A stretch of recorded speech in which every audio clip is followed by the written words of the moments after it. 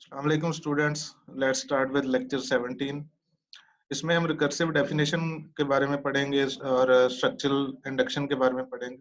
Last time हमने ये discuss किया था कि जो इंडक्शन है, मैथमेटिकल इंडक्शन और स्ट्रॉन्ग इंडक्शन, उसके जरिए आप किसी भी प्रेडिकेट या प्रॉपर्टी पी को जो है वो प्रूव कर सकते हैं over an infinite set of numbers, और वो इंटीजर्स हों या नेचुरल नंबर हों। तो यहाँ पे जो स्ट्रक्चरल इंडक्शन है, इससे हम ये देखेंगे कि किसी खास तरह का जो स्ट्रक्चर है, फॉर एग्जांपल कोई सेट है या कोई और स्ट्रक्चर है, कोई फंक्शन है, उसके बारे में अगर हमने कोई प्रॉपर्टी प्रूव करनी है तो वहां पे इंडक्शन जो है उसको कैसे यूज करें।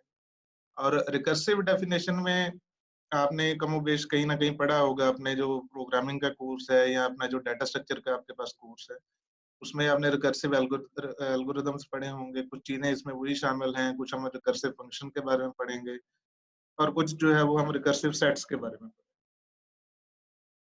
तो सबसे पहले जो है वो हम स्टार्ट करते हैं कि इंडक्शन में हम क्या करते थे, कि हम उसमें हम ये प्रूव करते थे कि एक इनफाइनाइट सेट के तमाम नंबर हैं, वो एक प्रेडिकेट पी जो है उसको सेटिस्फाई कर।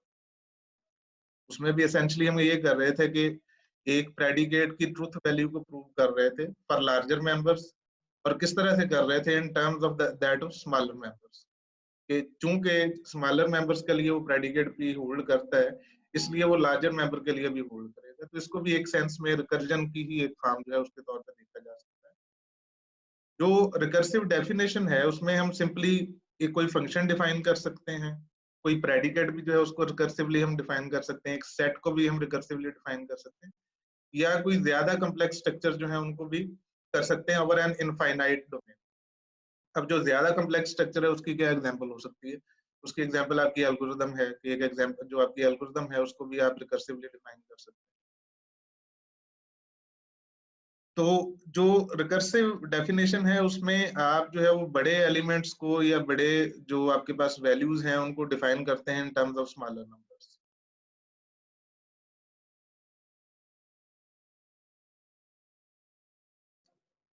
रिकर्जन जो है it is a general term for the practice of defining object in terms of itself. ठीक है, तो ये वाला जो फ्रेज है इसमें ये चीज इंपॉर्टेंट है कि आपने ऑब्जेक्ट्स को डिफाइन करना है इन टर्म्स ऑफ इटसेल्फ या उसके एक smaller part, in terms of its smaller part. अब हो सकता है कि ये लगे, यानी जो बंदा पहली दफा रिकर्जन को पढ़ रहा है, आप लोग तो डेफिनेटली कहीं ना कहीं रिकर्जन को देख के आए होंगे, तो जो पहली दफा इसको देखेगा उसे ये लगेगा कि ये शायद ये एक साइकिल बन जाएगा, एक सर्कल बन जाएगा और ये एंडलेस हो जाएगा। लेकिन आप इसके बारे में थोड़ा बहुत जानते हैं कि इसमें आपके पास कोई एक बेस कंडीशन होती है, जिस बेस कंडीशन के ऊपर आप जाके टर्मिनेट करते हैं, और उसी बेस कंडीशन की वजह से आपकी जो रिकर्जन होती है वो इनफाइनाइट नहीं होती, वो एंडलेस नहीं होती, और वो कहीं ना कहीं ब्रेक करके आपको रिजल्ट। जिस तरह इंडक्टिव प्रूफ में आप ये करते थे कि आप truth value of P of k plus one जो है उसको रिकर्सिवली प्रूव करते थे इन terms of truth value of P of के। जिस तरह आपके पास ये एक रिकर्जन का एक एग्जांपल है, इसी तरह आपके पास रिकर्सिव एल्गोरिदम भी हैं, डेफिनेशंस भी हैं, फंक्शंस भी हैं, सीक्वेंसेस भी हैं, सेट्स भी हैं, और दूसरे डाटा स्ट्रक्चर भी ऐसे हैं जिनको आप रिकर्सिवली डिफाइन कर सकते हैं। तो ये सारी चीजें जो अभी तक हमने थोड़ा सा इसकी डेफिनेशन पढ़ी कि रिकर्जन क्या होती है, कि एक एक ऑब्जेक्ट को आप डिफाइन कर रहे हैं इन टर्म्स ऑफ इटसेल्फ, और उसके जो लार्जर मेंबर्स होंगे they will be defined in terms of smaller member of the same structure या ऑब्जेक्ट। तो इसको अभी कुछ डेफिनेशन तो हमने देख ली है, इसको कुछ एग्जांपल के साथ देखेंगे तो ये चीजें जो है वो ज्यादा क्लियर हो जाएंगी। तो रिकर्सिवली डिफाइंड फंक्शन सबसे पहले देखते हैं। सिंपलेस्ट केस ये है कि आपके पास जो एक नंबर, आपने एक फंक्शन जो है डिफाइन करना है। फॉर एग्जांपल आप is function from natural number to some set S, कोई भी एस जो है वो कोई भी सेट हो सकता है। या आप एक सीरीज जो है वो डिफाइन करते हैं जिसके nth एलिमेंट जो है वो किसके बराबर होगा, वो एफ ऑफ एन के बराबर होगा। यानी एफ जो है वो आपका जनरेटर फंक्शन है, जिसको आप nth एलिमेंट के ऊपर अप्लाई करेंगे तो आपके पास nth element of the sequence जो है वो आएगा। उसमें सबसे पहला ये काम हो सकता है कि आप एफ ऑफ जीरो को जो है वो डिफाइन करें, और उसके बाद डिफाइन करें कि जब एन जो है वो ग्रेटर देन जीरो होगा तो फिर आपने एफ ऑफ एन को जो है वो बताना है कि in terms of f of zero to f of n minus one. यानी एफ ऑफ एन की कोई डायरेक्ट डेफिनेशन ना हो, बल्कि आप एफ ऑफ एन को लिखें कि this is equal to f of n minus one plus f of n minus two multiplied by f of n minus three. तो एफ ऑफ एन की जो भी डेफिनेशन हो वो किसी फंक्शन की फॉर्म में हो, इसके स्मॉलर वैल्यूज की, इसकी स्मॉलर इंस्टेंशिएशन की फॉर्म के अंदर हो, तो इसको आप कहेंगे जी कि ये जो है ये रिकर्सिव फंक्शन जो है आपके पास। फॉर एग्जांपल हमारे पास एक सीरीज है ए ऑफ एन, यानी A N is equal to 2 raise power N, जहां पे n जो है वो आपका नॉन नेगेटिव इंटीजर है। नॉन नेगेटिव इंटीजर है तो या आपका नेचुरल नंबर में से वैल्यू ले रहा है।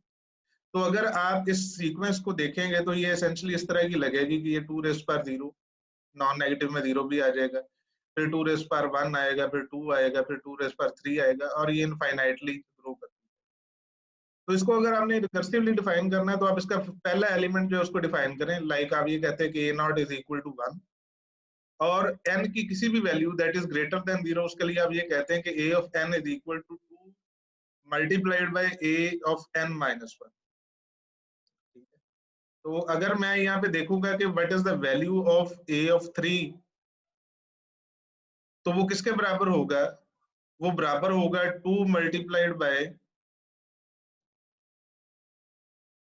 a of 3 minus 1, 2। ठीक है। इसी तरह जब हम a ऑफ 2 को देखने जाएंगे तो वो किसके बराबर होगा? वो होगा 2 इंटू a ऑफ 1, और a ऑफ 1 को अगर हम देखने जाएंगे तो वो किसके बराबर होगा? 2 इंटू a ऑफ 0, और a ऑफ 0 की वैल्यू जो है वो आपके बेसिक स्टेप के अंदर डिफाइन है, और यहाँ से आप जो है वो मल्टीप्लाई करके जो है वो ग्रेजुअली मल्टीप्लाई करके a3 की वैल्यू जो है वो कैलकुलेट कर सके।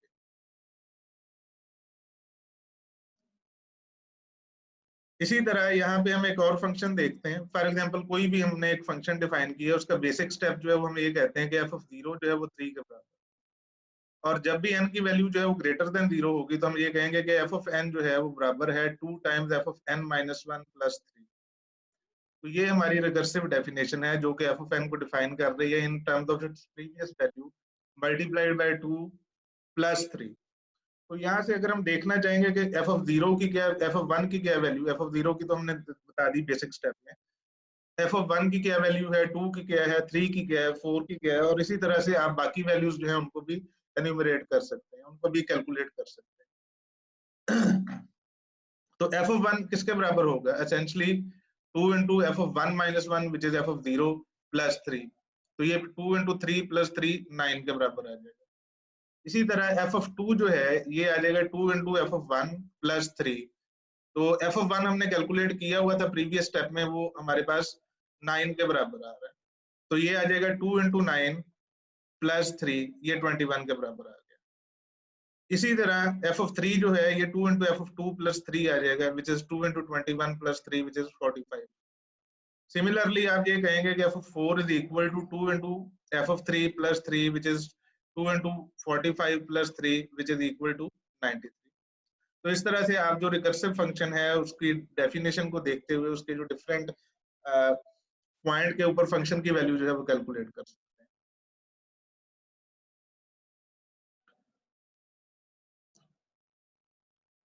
अब फैक्टोरियल फंक्शन, आप सबको पता है कि फैक्टोरियल का क्या मतलब है कि अगर आपके पास n फैक्टोरियल है तो उसका मतलब ये है कि आपने n into n minus 1 into n minus 2 into n minus 3 up to 1 जो जितने भी एलिमेंट होंगे उन सबको का प्रोडक्ट करना।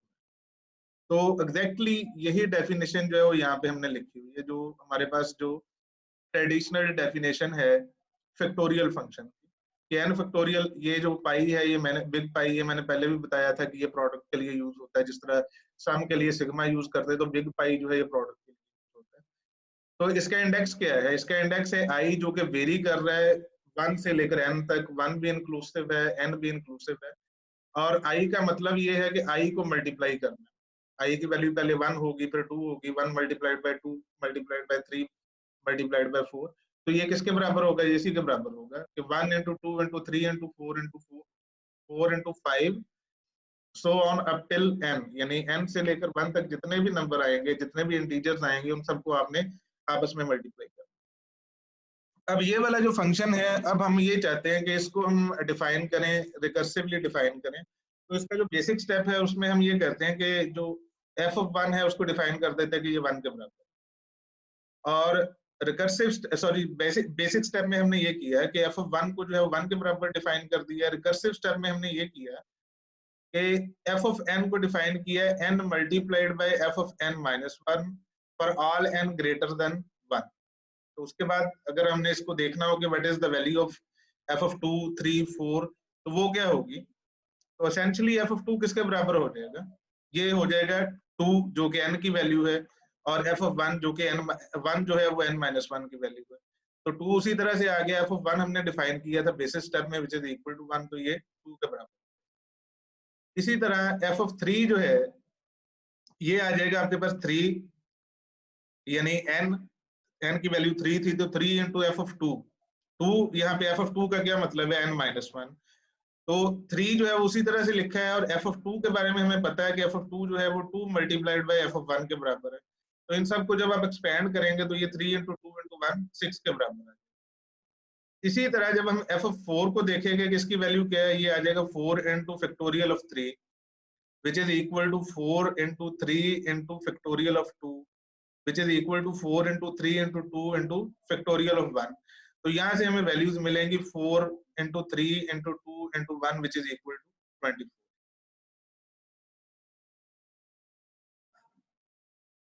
उसके बाद फाइबोनाची नंबर है, इसके बारे में भी आपको पता है कि ये भी रिकर्सिवली डिफाइन किया जा सकता है। इसको दोबारा देख लेते हैं एक दफा से कि इसकी जो पहली दो टर्म्स हैं उसको हमने बेसिक स्टेप के अंदर डिफाइन कर दिया है कि एफ ऑफ 0 जो है वो 0 के बराबर है और एफ ऑफ 1 जो है वो 1 के बराबर है। और n की वैल्यू चाहे जब वो 2 से बड़ी होगी या उसके बराबर होगी तो उसके लिए एफ ऑफ n किसके बराबर होगा? वो उससे प्रीवियस दो टर्म्स के एडिशन के बराबर, यानी f of n minus 1 plus f of n minus 2 के बराबर। तो ये भी एक फंक्शन है जो कि अपनी ही टर्म्स के अंदर डिफाइन हुआ। तो यहाँ से आप ये देख सकते हैं कि पहली दो टर्म जो है वो यहाँ पे डिफाइन कर दी, उसके बाद नेक्स्ट टर्म जो है इन दोनों का एडिशन होगा, उसके बाद 2 जो है वो 1 और 1 का एडिशन होगा, 3 जो है ये आपके पास 1 और 2 का एडिशन होगा, इसी तरह 5 जो है ये 3 और 2 का एडिशन होगा। यानी जो दो प्रीवियस टर्म्स हैं उनको आप ऐड कर देंगे तो आपके पास नेक्स्ट टर्म जो है वो आती जाएगी फिबोनाची नंबर।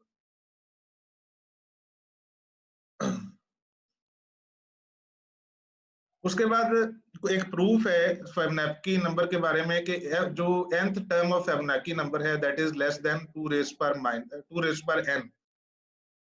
लाइक ये चीज जो है ये हमने प्रूफ करनी है। अब बाय इंडक्शन हम इसका प्रूफ करते हैं। बेसिक स्टेप में हम ये कहते हैं जी कि एफ ऑफ 0 जो है वो तो 0 के बराबर है और which is equal to which is less than 2 raise पर 0, क्योंकि 2 रेज़ पर 0 जो है वो 1 के बराबर आता है, और एफ ऑफ 0 जो है वो हमने बेसिक स्टेप में बताया हुआ है कि ये 0 के बराबर है। इसी तरह एफ ऑफ 1 जो है ये भी हमने डिफाइन किया है कि ये 1 के बराबर है, और ये 2 रेज़ पर 1 से छोटा है विच इज इक्वल टू 2, यानी f of 1 is less than 2। अब इंडक्टिव स्टेप में हम स्ट्रॉन्ग इंडक्शन यूज करते हैं। स्ट्रॉन्ग इंडक्शन यूज करने का मतलब ये है कि हम कहते हैं कि for all i greater than or equal to 0 और less than or equal to k f of i holds, यानी प्रेडिकेट होल्ड कर रहा है। अब प्रेडिकेट क्या है यहाँ पे? प्रेडिकेट ये है कि f of i is less than 2 raise पर आई। ठीक है, हमारी जो इंडक्शन की जो अजम्पशन है इंडक्टिव स्टेप की वो ये है कि आई की वैल्यू अगर 0 से बड़ी होगी या बराबर होगी और लेस देन और इक्वल टू k होगी तो f of i is less than 2 raise पर आई। तो उससे क्या होगा कि एफ ऑफ k प्लस 1 का हमें पता है कि बाय डेफिनेशन ये बराबर होगा F of k plus f of k minus 1 by definition of Fibonacci function जो कि अभी हमने डिफाइन किया। प्रीवियस दो टर्म्स के एडिशन के बराबर होगा। तो इसको हम लिख सकते हैं कि f of k plus 1 is less than 2 raise पर k प्लस 2 रेज़ पर k माइनस 1। उसकी क्या वजह है, इसको हम क्यों लिख सकते हैं? उसकी वजह ये है कि हमारी जो अजम्पशन है उसके मुताबिक जो है वो f of k is less than 2 raise पर k और f of k minus 1 is less than 2 raise पर k माइनस 1। तो इन दोनों का जो एडिशन है वो एफ ऑफ k प्लस 1 के बराबर होगा। तो essentially F of k plus 1 जो है वो इससे लेस होगा जब हम यहाँ पे दो लार्जर वैल्यूज को ऐड करेंगे, यानी 2 रेज़ पर k प्लस 2 रेज़ पर k माइनस 1 को जब ऐड करेंगे तो essentially F of k plus 1 जो है वो इनसे छोटा होगा। अब हम नेक्स्ट स्टेप में ये करते हैं कि यहाँ पे 2 रेज़ पर के ये वाला जो है ये तो एज इट इज रहा, इसको हमने थोड़ा सा चेंज कर दिया। यानी यहाँ पे ऊपर जो था वो ये था कि 2 रेज़ पर के माइनस 1 था, उसकी पावर हमने 1 इंक्रीज कर दी, क्योंकि हमें पता है कि हम नेचुरल नंबर्स के लिए कर रहे हैं और नेचुरल नंबर्स जो हैं वो इंक्रीजिंग है, उनमें नेगेटिव नंबर नहीं आएगा, तो के की वैल्यू भी कोई पॉजिटिव नंबर ही होगी, एटलीस्ट नॉन नेगेटिव नंबर। तो 2 रेज़ पर के जो है वो 2 रेज़ पर के माइनस 1 से बड़ा होगा। तो अगर यहाँ पे हम एक छोटा नंबर जो है वो निकाल के हमने यहाँ पे एक बड़ा नंबर जो है वो रख दी है, तो हमारी इनइक्वालिटी जो है वो स्टिल होल्ड कर रही है। तो इसको जब हम सिंप्लीफाई करेंगे तो सिंप्लीफाई करने के बाद हमारे पास ये आ जाएगा कि 2 रेज़ पर के प्लस 1, जिससे हमने ये प्रूव कर दिया कि f of k plus 1 is less than 2 raise पर के प्लस 1।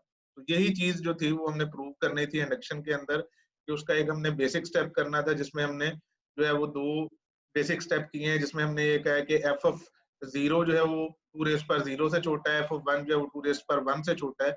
और उसके बाद हमने ये अज्यूम कर लिया है, जो इंडक्टिव स्टेप है, कि उसमें हमने ये अज्यूम कर लिया कि आई की कोई भी वैल्यू जो है वो 0 से k के दरमियान होगी, तो f of i will be less than 2 raise पर आई। और उससे हमने एफ ऑफ के प्लस 1 को प्रूव किया कि एफ ऑफ के प्लस 1 जो है वो छोटा होगा 2 रेज़ पर के प्लस 1 से।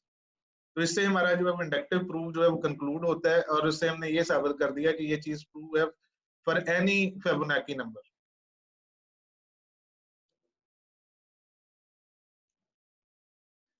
एक और प्रूफ है फिबोनाची नंबर के बारे में कि हमने ये प्रूव करना है कि for all integers n greater than और equal to 3, nth Fibonacci number is greater than alpha raised पर n माइनस 2।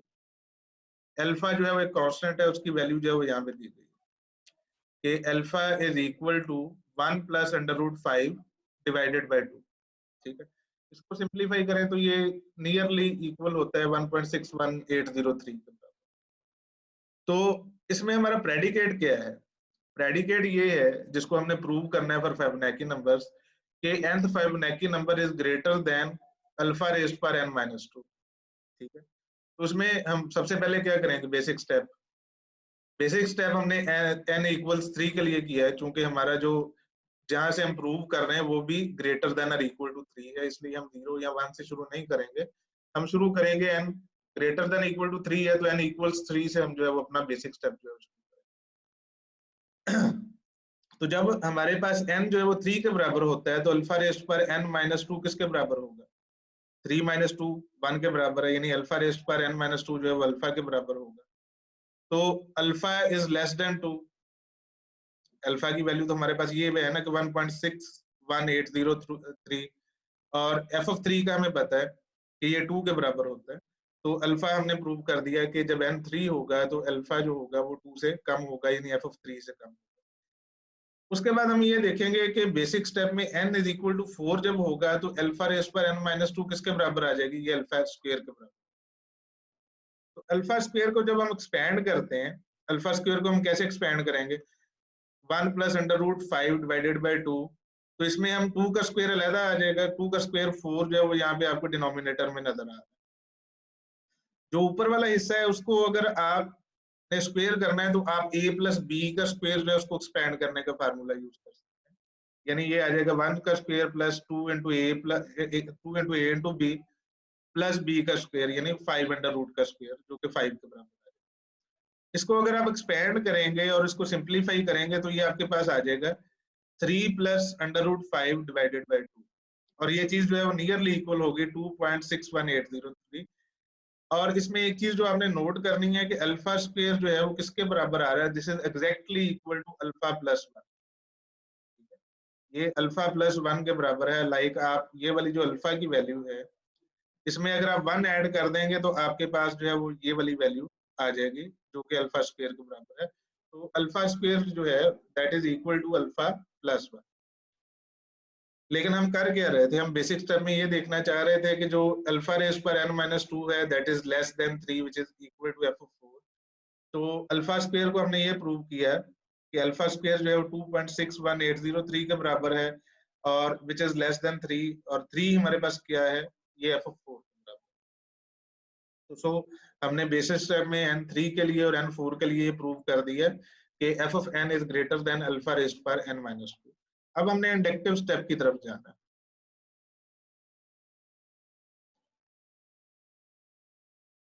इंडक्टिव स्टेप में हम ये करते हैं कि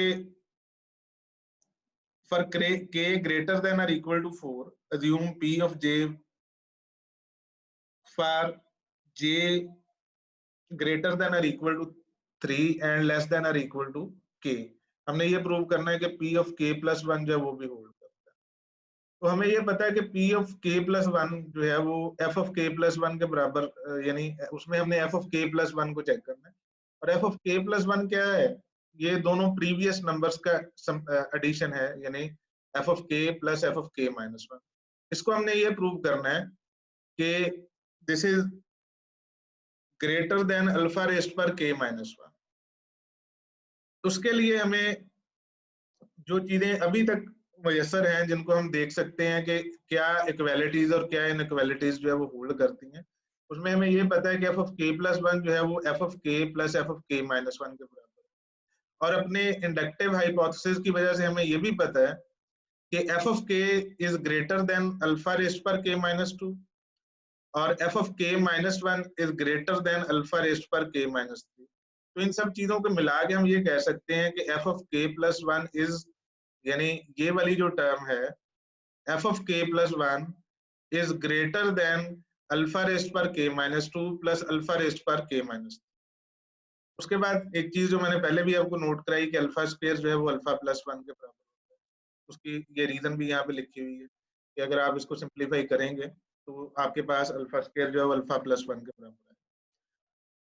अब हम एक ये नंबर ले लेते हैं जो हमने प्रूव करना है, क्योंकि f of k plus 1 को हमने ये प्रूव करना है कि f of k plus 1 is equal to alpha raise to power k plus 1 minus 2। तो k plus 1 minus 2 जो है वो k minus 1 के बराबर है। अल्फा k minus 1 को लेते हैं और उसको थोड़ा सिंप्लीफाई करते हैं। सिंप्लीफाई हमने किस तरह से किया कि इसमें से अल्फा स्क्वायर जो है उसको हमने कॉमन ले लिया। अल्फा स्क्वायर को कॉमन लेंगे तो k minus 1 जो पावर थी वो रह जाएगी alpha raise to power k minus 3।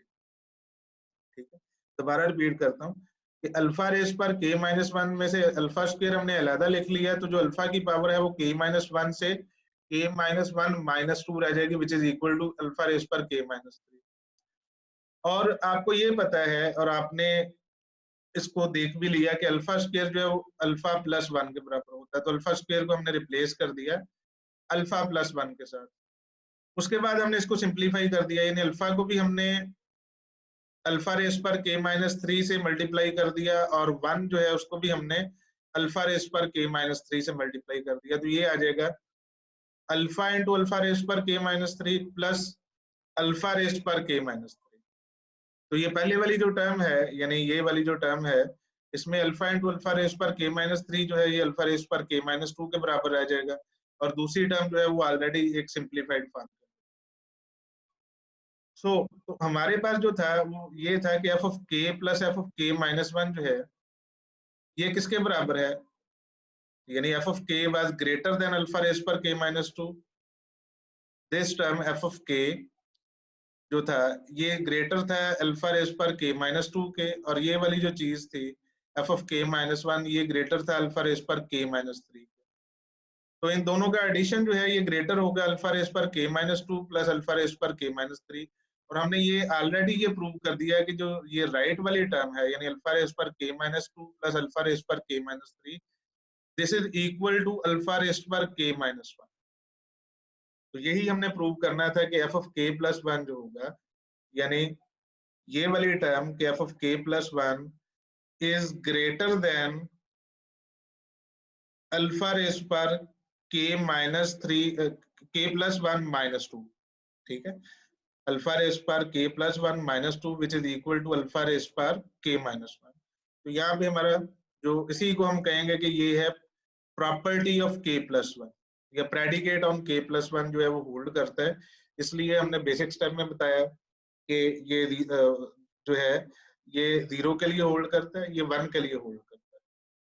उस सॉरी, हमारा यहाँ पे बेस केस जो है वो 3 से शुरू हो रहा था, तो हमने ये बताया कि ये 3 के लिए भी होल्ड करता है, ये 4 के लिए भी होल्ड करता है। उसके बाद हमने ये कहा कि जो 3 से बड़े और उससे बराबर जितने नंबर हैं उनको हम अज्यूम कर लेते हैं अप टू k, और ये प्रूव करते हैं कि ये जो प्रॉपर्टी है कि +1 के लिए भी होल्ड करेगी। तो वो जो चीज है उसको हमने बाय डेरिवेशन जो है ये प्रूव कर दिया। इसका मतलब ये है कि प्रेडिकेट P जो है वो होल्ड करता है फॉर ऑल फिबोनाची नंबर्स।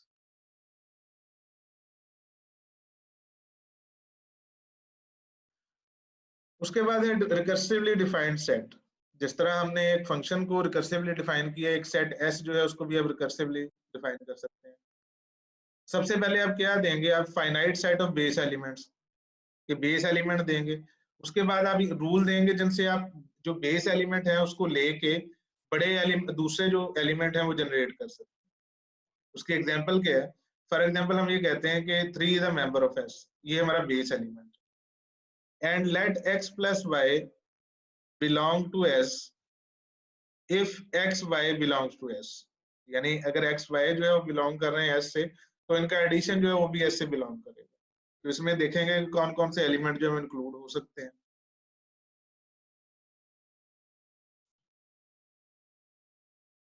तो यहाँ पे हमने उसी डेफिनेशन को जो है रिपीट किया कि 3 belongs to S and x plus y belongs to F S if x, y belongs to S। तो जो बेसिक स्टेप है उसमें तो हमें ये पता चल गया कि 3 जो है वो इस सेट का हिस्सा है। जो जब हमने पहली दफा रिकर्जन जो है उसके ऊपर अप्लाई की तो 3 जो है वो इसका हिस्सा है, तो x की वैल्यू भी 3 होगी, y की वैल्यू भी 3 होगी, तो इन दोनों का जो एडिशन है 6 वो भी इस सेट का हिस्सा है। दूसरी दफा जब हम रिकर्जन जो है वो अप्लाई करेंगे उसमें हम ये देखेंगे कि 3 का हमें पता था कि वो इस सेट का हिस्सा है, और 6 जो है वो यहाँ से हमें पता चल रहा है कि 6 जो है वो भी इस सेट का हिस्सा है। तो इन दोनों का जो एडिशन है 9 वो भी आपके पास S के अंदर इंक्लूडेड होगा। इसी तरह 12 जो है विच इज एडिशन ऑफ 6 + 6, जहाँ पे x भी 6 है y भी 6 है, ये भी आपके पास S के अंदर इंक्लूडेड होगा।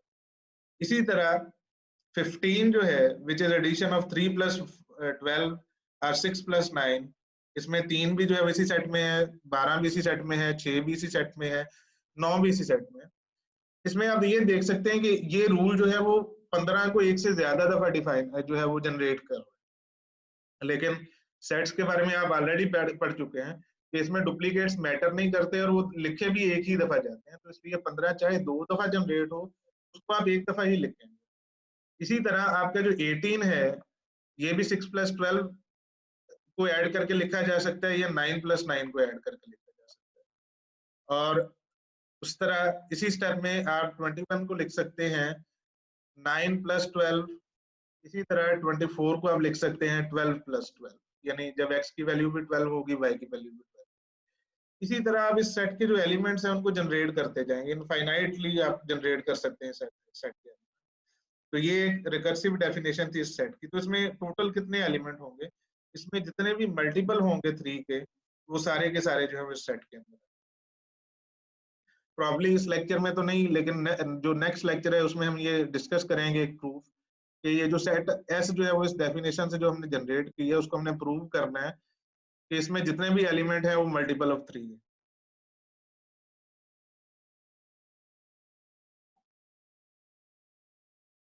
उसके बाद है सेट ऑफ ऑल स्ट्रिंग की एग्जांपल है, given an alphabet set sigma.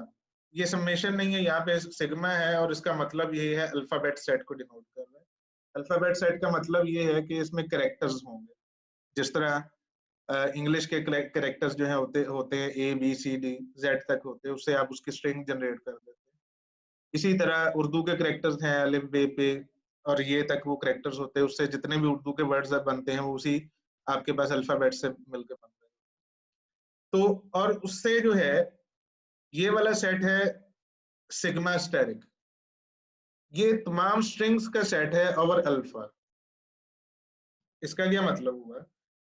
इसका मतलब इसी तरह से आप देख सकेंगे जितने भी इंग्लिश के वर्ड हैं वो अल्फा स्टेरिक हैं और वो सेट ऑफ ऑल स्ट्रिंग्स हैं over A to Z character. ठीक है, इसी तरह आप अल्फा जो है सॉरी सिग्मा जो है उसको नया डिफाइन करना चाहें, यानी उसमें आप लाइक इंग्लिश में अगर 25 या 26 लेटर्स होते हैं, उर्दू में 30+ जो है वो लेटर्स होते हैं, तो उसकी बजाय अगर आप एक छोटा सिग्मा जो है वो लेना चाहें, यानी छोटे अल्फाबेट का सेट लेना चाहें और उससे स्ट्रिंग जो है वो जनरेट करना चाहें, तो उसके लिए भी हम रिकर्सिव डेफिनेशन जो है वो दे सकते हैं। तो फॉर एग्जांपल जो बेसिक स्टेप है उसका उसमें हम ये कहते हैं कि जो लैम्डा है that belongs to the set of words, ठीक है, सेट ऑफ स्ट्रिंग्स। और इसके बारे में हमने बताया कि लैम्डा जो है ये एम्प्टी स्ट्रिंग है। रिकर्सिव स्टेप में हम ये बता रहे हैं कि if W is a word in a set of strings and X is an alphabet, यानी X belongs to set of alphabet, then concatenation of W and X, ठीक है, W of और X की जो concatenation है that will also be included in set of strings। तो recursive definition में हम दोबारा रिपीट कर रहा हूँ कि ये कह रहे हैं कि आप सेट ऑफ स्ट्रिंग से एक स्ट्रिंग उठाएंगे और अल्फाबेट में से एक अल्फाबेट उठाएंगे और उनकी जो कंकैटिनेशन होगी वो भी सेट ऑफ स्ट्रिंग्स के अंदर शामिल होगी बाय दिस रूल, जो हमारा रिकर्सिव स्टेप का रूल। तो इसको हम ये देखते हैं कि एक एग्जांपल के साथ कि फॉर एग्जांपल हमारे पास सेट ऑफ अल्फाबेट्स जो है वो 0 और 1। तो बेसिक स्टेप से हमें पता चला कि जो एम्प्टी स्ट्रिंग है that is the part of strings, यानी that is the member of set of strings। उसके बाद हम ये कहते हैं कि 0 and 1 are in set of strings, क्योंकि जब हमने empty string को 0 से concatenate किया तो वो 0 रहा, उसको जब 1 से concatenate किया तो 1 रहा, तो ये दोनों जो है ये भी set of strings के अंदर शामिल होंगे। उसके बाद हमने कहा कि 0 0 0 1 1 0 और 1 1 जो है ये भी आपके पास set of strings में शामिल है। ये कैसे आए? जो पहले स्टेप में यानी पहला जो रिकर्सिव स्टेप आपने अप्लाई किया था उसमें 0 को आपने कनकैटिनेट जब किया अल्फाबेट के 0 के साथ तो 0 0 बन गया। जब आपने जो स्ट्रिंग का 0 था यानी सेट ऑफ स्ट्रिंग का 0 जो था उसको जब आपने अल्फाबेट के 1 के साथ कनकैटिनेट किया तो आपके पास 0 1 बन गया। इसी तरह 1 0 आपका बन जाएगा और 1 1 इसी तरह आपके पास जो बड़ी स्ट्रिंग जनरेट होती जाएगी।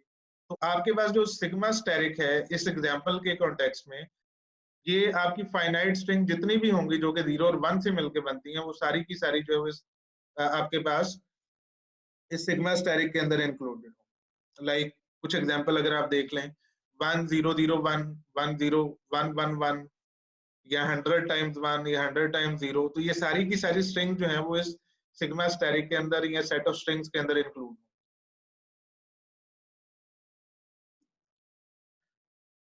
उसके बाद है कि स्ट्रिंग की एग्जांपल में हम एक चीज देखेंगे कि फॉर एग्जांपल अगर आपको एक अल्फाबेट का सेट दिया गया है, फॉर एग्जांपल अल्फाबेट का सेट जो है वो ए और बी के बराबर है, तो हमने ये प्रूव करना है कि A B is in set of strings, ठीक है। यानी आपको एक अल्फाबेट का सेट दे दिया गया, एक आपके पास जो है वो डेफिनेशन है कि आपका सेट ऑफ स्ट्रिंग्स कैसे जनरेट होता है, और आपको एक स्ट्रिंग दी जाती है और आपने ये प्रूव करना है कि that set string is a member of set of strings. उसका जो प्रूफ होगा वो किस तरह से होगा, वो कोई भी ऐसा प्रूफ जो है वो काम कर सकता है जिसमें आप उसका बेसिक स्टेप और रिकर्सिव स्टेप को फाइनाइट टाइम जो है वो अप्लाई करके वो स्ट्रिंग जनरेट कर सके। मैं दोबारा रिपीट करता हूँ, इसका प्रूफ जो है वो किस तरह का होगा जिसमें आप बेसिक स्टेप और रिकर्सिव स्टेप्स को फाइनाइट टाइम अप्लाई करने के बाद वो स्ट्रिंग अगर जनरेट कर सकें तो आप ये कहेंगे कि वो स्ट्रिंग जो है वो उसके सेट ऑफ स्ट्रिंग का हिस्सा है। उसकी अभी हम एग्जांपल देखते हैं कि सबसे पहले जो हमारा बेसिक स्टेप था वो ये कह रहा था कि जो एम्प्टी स्ट्रिंग है वो सेट ऑफ स्ट्रिंग में शामिल है बाय बेसिक स्टेप। जब हम इसके ऊपर स्टेप 1 अप्लाई करते हैं तो डेफिनेशन ऑफ सिग्मा स्टेरिक के मुताबिक हम क्या करेंगे कि लैम्डा और ए को कनकैटिनेट कर सकेंगे, ठीक है। लाइक ये उसकी कनकैटिनेशन है लैम्डा एंड ए, तो लैम्डा और ए जो है चूंकि लैम्डा एम्प्टी स्ट्रिंग है तो ये आपके पास ए रह जाएगा। तो ए जो है that is the part of set of strings. दूसरी दफा जब आप इसको अप्लाई करेंगे तो आपको पता है कि अब सेट ऑफ स्ट्रिंग में ए भी इंक्लूड हो, और ए जो है वो सेट ऑफ अल्फाबेट में तो ऑलरेडी मौजूद है। तो रिकर्सिव स्टेप को दोबारा जब हम अप्लाई करेंगे तो उससे क्या आ जाएगा कि ए और ए की कंकैटिनेशन जो है ये भी आपके पास सेट ऑफ स्ट्रिंग के अंदर मौजूद है।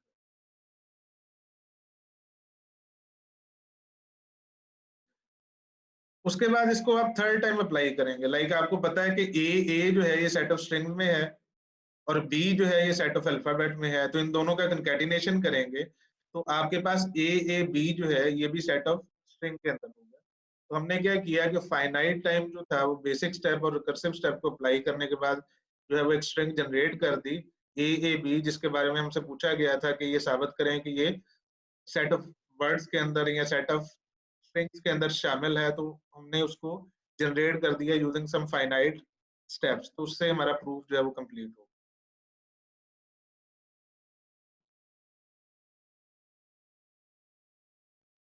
उसके बाद है कुछ ट्रीज के बारे में। रूटेड ट्री सबसे पहले है, उसको हम देखते हैं। ट्री आपने अपने डाटा स्ट्रक्चर के कोर्स में देखे होंगे, ग्राफ जो है वो भी देखे होंगे। इसकी हमने बहुत ज्यादा डिटेल के अंदर नहीं जाना है, इसको सिर्फ इस कॉन्टेक्स्ट में देखना है कि ट्रीज जो है उनको हमने रिकर्सिवली जनरेट कर सकते हैं। इसी तरह जो रूटेड के बाद हम जो बाइनरी ट्रीज है उसके बारे में भी इसी तरह की डेफिनेशंस जो है वो देखेंगे, रिकर्सिव डेफिनेशंस देखेंगे जिससे वो जनरेट किए जाए। तो ट्री के बारे में आपको पता है कि ये ग्राफ ही की एक शक्ल है, और ग्राफ के बारे में आप ये जानते हैं कि उसमें वर्टिसेस होती हैं और एजेस होते हैं। जो वर्टिसेस हैं उसके लिए एक साइनोनिम नोड्स भी यूज होता है, यानी नोड्स और एजेस होते हैं या वर्टिसेस और एजेस। तो एज क्या करते हैं, किसी भी दो वर्टिसेस को या किसी भी दो नोड्स के दरमियान जो है वो कनेक्शन जो है उसको आप एज कहते हैं। और ट्री जो है वो भी एक ग्राफ है, यानी एक स्पेशल काइंड ऑफ ग्राफ है जिसमें किसी भी पेयर ऑफ नोड के दरमियान सिर्फ एक पाथ हो। There is exactly one undirected path between each pair of nodes. अगर आपके पास एक ऐसा ग्राफ है जिसमें किसी भी पेयर ऑफ नोड्स के दरमियान एक यूनिक पाथ है, तो उसको आप कहेंगे कि वो एक ट्री। अब हम रिकर्सिव डेफिनेशन देते हैं एक रूटेड ट्री। सबसे पहले बेसिक स्टेप में हमने ये कहा any single node R is a rooted tree, यानी सिंगल नोड जो होगा वो भी एक रूटेड ट्री होगा। रिकर्सिव स्टेप में आप ये कहते हैं कि अगर T1 से लेकर Tn तक जो है they are disjoint rooted trees with respective roots R1, R2, R3 up to Rn। यानी आपके पास T1 से लेकर Tn तक रूटेड ट्रीज हैं और उनकी रूट्स जो है वो R1, R2, R3 up to Rn है। तो आप क्या करेंगे कि R जो है, जो वो एक नोड है that is not in any of the TIs, यानी R एक नोड है जो कि किसी की T1 में नहीं है, T2 में भी नहीं है, T3 में भी नहीं है, Tn में भी नहीं। तो आप क्या करेंगे कि R को रूट बनाएंगे और उसके साथ एज खींचेंगे from R to R1, R to R2, R से R3 तक, R से R4 तक, R से R5 तक और R से Rn तक। तो इस तरह से जो ट्री बनेगा वो भी एक रूटेड ट्री होगा। दोबारा रिपीट करता हूँ कि अगर T1 से लेकर Tn तक जो है वो डिसजॉइंट रूटेड ट्रीज हैं और उनके रूट्स जो है वो R1, R2, R3 up to Rn है, और R जो है वो एक नोड है जो कि किसी भी TI का पार्ट नहीं है, तो फिर हम क्या करेंगे कि एज खींचेंगे R से R1 तक, R से R2 तक, R से R3 तक, R से R4 तक अप टू R से Rn तक। तो ये जो आपके पास जो कॉन्सिक्वेंटली जो आपके पास ट्री बनेगा ये भी एक रूटेड ट्री होगा अकॉर्डिंग टू दिस डेफिनेशन। तो अभी देखते हैं कि इसकी एग्जांपल क्या हो सकती है। फॉर एग्जांपल ये एक नोड था R जो कि किसी भी ना T1 का हिस्सा है, यानी मैं यहाँ पे क्रॉस कर रहा हूँ कि this is not part of T1, not part of T2, not part of Tn। और ये जो T1 है उसका रूट R1 है, इसी तरह T2 जो है उसका रूट R2 है और Tn जो है उसका रूट Rn है। तो जो नया रूटेड ट्री बनेगा वो क्या होगा, R से हम एज खींचेंगे from R to R1, from R to R2, from R to Rn। तो ये जो रिजल्टेंट ट्री बनेगा ये भी एक रूटेड ट्री। तो अभी हम इसी को देखेंगे कि जो रिकर्सिव स्टेप्स है उनको यूज करते हुए हम किस तरह से एक ट्री जो है वो ग्रो कर सकते हैं। तो by definition single node R जो है वो रूटेड ट्री है, तो ये एक रूटेड ट्री बन गया। उसके बाद हमने ये किया कि एक नोड R लिया और एक रूटेड ट्री जो है वो स्टेप 1 यानी बेसिक स्टेप से ले लिया, इन दोनों को आपस में मिला दिया, तो ये एक रूटेड ट्री बन गया। उसके बाद हमने एक नोड R लिया, ये एक नोड R लिया और ये जो हमारा बेसिक स्टेप्स है उससे भी एक रूटेड ट्री ले लिया, राइट साइड, लेफ्ट साइड पे भी और राइट साइड पे भी। तो ये हमारा दूसरा रूटेड ट्री बन गया। उसके बाद हमने एक नोड R लिया और जो रूटेड ट्री हमारे पास था स्टेप 1 में, उसको 3 दफा जो है वो यहाँ पे कंकैटिनेट कर, उनके दरमियान एज जो है वो भी खींच दिया, तो ये आपके पास जो है वो एक और रूटेड ट्री बन गया। इसी तरह ये एक और रूटेड ट्री बन गया। अब हम स्टेप 1 में जाते हैं। हमने एक रूट नोड आर लिया और उसके साथ हमने इसको कंकैटिनेट कर दिया, स्टेप 1 वाला जो था पहला। उसके बाद हमने एक रूट नोड आर लिया और हमने जो स्टेप 1 वाला जो दूसरा ट्री बनाया था उसको कंकैटिनेट कर दिया, यानी ये वाला। इसी तरह हमने एक रूट नोड आर लिया और जो स्टेप 1 में से तीसरा हमने ट्री बनाया था उसको कंकैटिनेट कर दिया। इसी तरह से ये ट्री बने, एक रूट नोड आर लिया और स्टेप 1 वाला जो चौथा ट्री था उसको कर दिया। इसी तरह अगर आप ये वाले देखें तो यहाँ पे आपने एक आर लिया और ये आप जो है ये बेसिक स्टेप से लेके आए, लाइक जो लेफ्ट साइड का इसका पार्ट है ये आप बेसिक स्टेप से लेके आए सिंगल नोड, और राइट साइड वाला जो ये पार्ट है ये आपके पास स्टेप 1 का पहला ट्री है जो आपने राइट साइड में लगाया। इसी तरह आपने यहाँ पे एक रूटेड नोड आर लिया, इसकी लेफ्ट साइड पे ये स्टेप 1 से है पहला ट्री, और इसकी जो राइट साइड है ये आपके पास बेसिक स्टेप से है। तो इसी तरह जो जितने भी कॉम्बिनेशन है ट्रीज के, आप इसी तरह से रूटेड ट्रीज के जनरेट कर सकते हैं।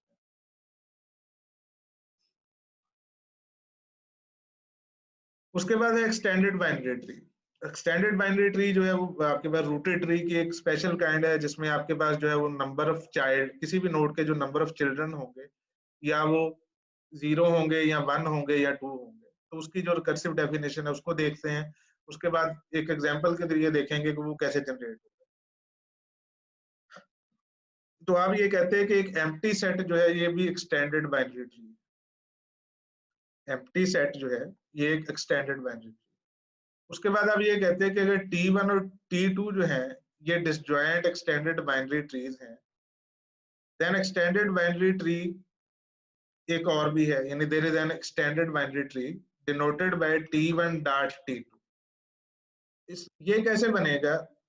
एक रूट R ले लेंगे जो कि ना T1 में है ना T2 में है, यानी एक नोड R लेंगे टुगेदर विद एजेस जिसके के एज कनेक्ट हो रहे होंगे T1 के रूट के साथ और T2 के रूट के साथ। और T1 जो है इसको आप लेफ्ट सब चाइल्ड उसका बनाएंगे, यानी लेफ्ट सब ट्री बनाएंगे, और T2 को राइट सब ट्री बनाएंगे। और R से जो है वो आप एक एज खींचेंगे T1 के रूट्स पे और R से एक एज खींचेंगे T2 के रूट पे। लेकिन ये एज जो है वो आप तभी खींचेंगे अगर T1 और T2 जो है वो एम्प्टी नहीं है। अगर T1 एम्प्टी है तो R से T1 का जो रूट है उसका एज नहीं लगेगा, अगर T2 एम्प्टी है तो R से T2 का जो रूट है उसका एज नहीं लगेगा। इसको एग्जांपल से देखते हैं तो कुछ ज्यादा ये क्लियर हो जाएगा कि इस डेफिनेशन में हमने क्या बात की। लाइक बेसिक स्टेप, यहाँ पे हमारे पास कुछ नहीं है, एम्प्टी सेट है, तो ये भी एक्सटेंडेड बाइनरी ट्री है। स्टेप 1 में हमने ये किया कि एक हमने R ले लिया और उसके नीचे जो बेसिक स्टेप वाले एम्प्टी ट्री हैं वो लगा दिए, लेफ्ट पे भी लगा दिया राइट पे भी लगा दिया। अब चूंकि हमने ये कहा था कि अगर T1 जो है वो अगर एम्प्टी होगा तो R से उस पे एज नहीं लगेगा, इसी तरह अगर T2 जो है वो एम्प्टी होगा तो उस पे R जो है R से उस पे एज नहीं जाएगा। तो चूंकि इसके दो जो लेफ्ट चाइल्ड है वो भी एम्प्टी था, राइट चाइल्ड भी एम्प्टी था, तो हमारे पास कोई एज नहीं, स्टेप 1। उसके बाद हम स्टेप 2 में जाते हैं। तो यहाँ पे हमने R ले लिया, उसका जो लेफ्ट चाइल्ड है वो भी हम स्टेप 1 से लेके आए, उसका जो राइट चाइल्ड है वो भी हम स्टेप 1 से लेके आए, और उनकी रूट्स के ऊपर हमने एक एज भी लगा दिया R से। यहाँ पे हमने ये वाला जो ट्री है उसमें ये R हमने ले लिया, उसका जो लेफ्ट सब चाइल्ड था ये हम स्टेप 1 से लेके आए, और इसका जो राइट चाइल्ड था वो कहाँ से लेके आए? ये बेसिक स्टेप से लेके आए। बेसिक स्टेप में चूंकि वो 5 था, वो एम्प्टी सेट था वो ट्री, तो इसलिए उसका एज नहीं लगा। इसी तरह यहाँ पे जो ये वाला ट्री है इसमें ये R है और इसका जो राइट सब चाइल्ड है, सब ट्री है, इसको हम स्टेप 1 से लेके आए और इसके ऊपर हमने एज लगा दिया इस R से उसके रूट के ऊपर। और इसका जो लेफ्ट सब चाइल्ड था वो एम्प्टी सेट था जो कि बेसिक स्टेप से है। अब हम स्टेप 3 पे जाते हैं। ये हमने R जो है ये लगा दिया, उसके बाद जो इसका लेफ्ट सब ट्री था ये हम कहाँ से लेके आए, ये हम लेके आए स्टेप 2 का जो दूसरा ट्री है, और इसका जो राइट सब ट्री है ये हम स्टेप 1 से लेके आए। इसी तरह ये वाला जो ट्री है यहाँ पे हमने ये आर लगा दिया, इसका जो लेफ्ट सब ट्री है ये हम कहाँ से लेके आए, ये हम स्टेप 2 का थर्ड ट्री है, और इसका जो राइट चाइल्ड है ये हम स्टेप 1 से लेके आए। इसी तरह ये ट्री में यहाँ पे आर आ गया, इसका जो लेफ्ट सब ट्री है ये स्टेप 1 से आया, इसका जो राइट सब ट्री है ये स्टेप 2 का सेकंड ट्री है। इसी तरह हमने ये किया कि ये आर लगा दिया, जो आपका लेफ्ट सब ट्री था ये स्टेप 1 से आया, आपका जो राइट सब ट्री है ये आपके पास स्टेप 2 के थर्ड ट्री से। अगेन यहाँ पे हमने आर लगा दिया, जो लेफ्ट सब ट्री था ये किधर से आया, ये स्टेप 2 के सेकंड आपका ट्री है, और इसका जो राइट सब ट्री है ये स्टेप 2 का थर्ड ट्री। इस तरह से हमारे पास जो है वो डिफरेंट ट्रीज बनते जा रहे हैं। तो दरमियान में से हम ये देख लेते हैं, फॉर एग्जांपल यहाँ पे हमने आर लगा दिया, और हमारे पास ये सब ट्री जो है ये कहाँ से आया, ये सब ट्री जो है ये हमारे पास स्टेप 2 से आया। इसी तरह ये सब ट्री जो है ये भी हमारे पास स्टेप 2 से है, यानी दोनों जो है स्टेप 2 के पहले सब ट्री जो है उसको जो पहला ट्री है उसको हमने दोनों तरफ से। इसी तरह अगर हम यहाँ पे देखें ये वाला ट्री, तो इसमें आर को हमने अटैच किया, लेफ्ट सब ट्री जो है ये हमारे पास स्टेप 1 का पहला ट्री है, और राइट साइड पे हमने फाई को लगा दिया, यानी एम्प्टी सेट को लगा दिया, इसलिए यहाँ पे कोई एज आपको नजर। उसके बाद हम ये वाला देख लेते हैं कि आर जो है एक रूट नोड हमने खुद से लगाया, इसका लेफ्ट सब ट्री जो है वो कहाँ से आया, ये स्टेप 1 का दूसरा ट्री है, और इसका राइट सब ट्री जो है ये स्टेप 1 का पहला ट्री। इस तरह से इसकी कंकैटिनेशन करते हुए यूजिंग रिकर्सिव डेफिनेशन हम एक्सटेंडेड बाइनरी ट्रीज जो है वो जनरेट करते जा रहे हैं।